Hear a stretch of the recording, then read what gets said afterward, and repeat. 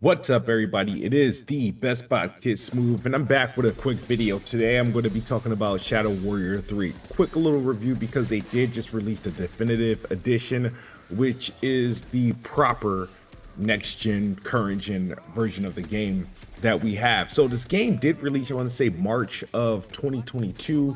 It launched in PlayStation Plus. That's where I actually played it last year, played it, beat it, thought it was a cool game. But the only thing I didn't like about the game is that it was like essentially a last-gen game, and we were limited to like 1080p, 60 FPS. Now, with the proper enhancements, with the new consoles, we're getting better graphics, better performance, and so on. So let's talk about it overall. Shadow Warrior 3, it's a first-person frantic shooter. It's just like a arcade-esque first-person shooter. It has a story, it has a plot, it has a beginning, it has an end. It's one of those games that you play, multiple times until you get your platinum or 100% completion. It's a fairly short game. You can get through this game in a quick playthrough in about maybe 4 hours or so, especially if it's like a secondary playthrough. So you play as Lo Wang. I think he's the main character in all the games. Got his hair back in this game. He's a charismatic, funny character, lighthearted jokes. The dialogue is really heavy in this game. The point of this game is that there's this dragon that they pretty much summons, ancient dragon that's kind of like an ice dragon, kind of froze everything, swallowed everything in the path. There's cities and colonies all inside of this dragon's body, and the goal is to destroy it some way or the other. Eventually, like these games, you got to go inside the dragon and to defeat it. The game's plot is okay. The dialogue is cool. It's worth a playthrough. It's not a bad game. I do want to talk about this version because I want to say the last year's version of the game, which was just the last gen version, it ran okay, looked okay. This time around, I played on the Xbox Series X, and obviously it launched in Game Pass. It does look better visually. You're getting like a dynamic 4K visual. There is two modes: performance mode and resolution mode. Resolution mode, I think, is targeting like a native 4K. It does look cleaner, but the performance is like, to me, slideshow-esque, so I don't use it. A game like Shadow Warrior 3, you want to lock FPS. There is a performance mode which seems to be targeting a dynamic 4K resolution, but the performance is obviously a lot smoother. There are dips in this game. You can feel the frame rate, tanking, especially in certain areas of this game that I experienced.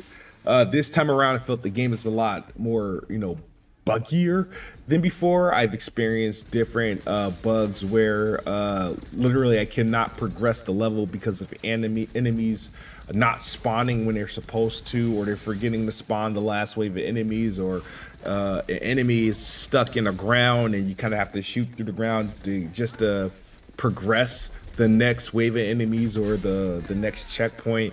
I've had where my frame rate's tanked and literally like had the game moving in slow motion. And this is my second playthrough of the game. I played through the PS4 version, PS5 version maybe twice when I was going for the platinum, and I did not remember any of those like performance hitches or slow-mo version. But essentially, the definitive edition is the same game that came out last year. It just looks better. There's no extra modes. I think the last game also had New Game Plus. I know they're advertising New Game Plus here, but it was part of they just sort of just repackaged it with a new cover, which is cool, and a new gloss of paint, which is cool. I do recommend it for those who just want to get through a game on a weekend. It's a classic video game. Take the bugs out the way, because like I said, I got to play this game, essentially bug free, and then with this version I got to play it with a little few hitches and whatnot. But overall, my experience with the game didn't change. You guys saw my video. I think I did a video on Bright Memory Infinite last year. Did I don't know if I did. But when that game came out, I enjoyed it. I really liked it. And this is literally, if you enjoy like a games like Bright Memory Infinite, you will enjoy Shadow Warrior. I think it has a lot more. I prefer the plot story to this game, but I do prefer the combat gameplay of Bright Memory. But they're pretty much the same. I don't have any experience with the previous Shadow Warrior games, meaning that I've played them, but I didn't enjoy them enough to stick it through. Shadow Warrior 3, I think it is just the right length of time. That they diversify stuff enough to keep the game interesting, and it just keeps coming at you with action. There's not really any slowdown. A game like this, they can't afford any sort of slowdown with a game like this, so they just keep throwing things at you. And when there is a slowdown, it's usually the cutscenes. And the only thing I don't like about it is how the cutscenes are rendered. They're not in game or anything like that. They're like a regular movie, not regular movie, but like a pre-recorded video that runs at like 30 frames, whatever. So it's not the best transition, and so you're always going to get like black screens and stuff like that, transitions between it. Sometimes the game is just cut stop at the end of your run to give you the cutscene.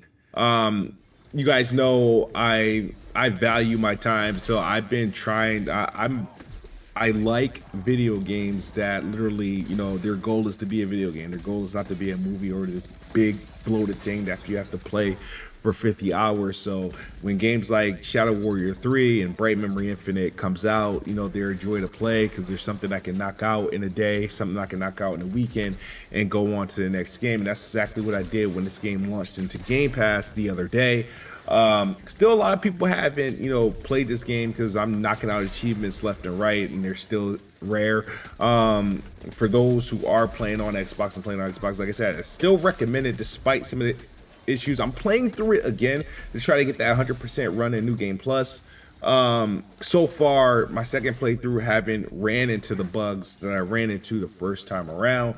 So, like I said, the mileage or the experience with this game may vary. It doesn't seem like it's that widespread, but overall, I mean, I do recommend this game for sure. I think the level design was cool. I think they did a good job at that. I think they did a good job at putting you in different scenarios, the flow of the combat, and just the dialogue with the game. I think also bring the game to life other than being this mindless shooter. And I like how they mix things up between using a sword, using some secondary powers. They give you a ton of different weapons, ton of different types of executions. The game is not like open world. I feel like it's not even like it's a very small game, very enclosed, very like quarter gore, point A to point B. There's some traversal mechanics in this game, some on rails mechanics in this game, and I think they all work pretty well. This is like an Unreal game. This game was done by Flying Wild Hogs. These are the same guys that done, I think, the previous games, and they also did the recent game Evil West. I prefer this to Evil West. Wasn't a big fan of that, but if I had to give this game a score, man, this is a solid 7. 7 out of 10. Like I said, because as a video game, it's cool. It's a classic video game. Is this like something that like a must have? It's a must have if you have Xbox Game Pass, or if they launch it in PS Plus. Is this something you should buy? Absolutely not. This is something you would absolutely rent for sure if you have access to GameFly or anything like that. Or if you've seen it on sale. This is like a GameStop rental as well. You see it on sale, a used copy, $30, buy it, beat it, bring it back in 48 hours so you can get your money back. It's not a knock on a game. It's just, I like these games, and there's ways you can get the most out of them and experience them. And I think the best you can, do with this one is rent it or play it. in the service like Game Pass or PS Plus. So that's how my recommendation is working on this game. Like I said, I don't think it's something you need to buy. It's a must-have. You buy it at first price. If you get it on sale, great. Or if you find it in the gaming subscription services, even better. But that's my video. That's my review. Xbox is the best box. I am the best spot. Good night or good morning if you're on the other side of the globe. I'm out of here. Peace.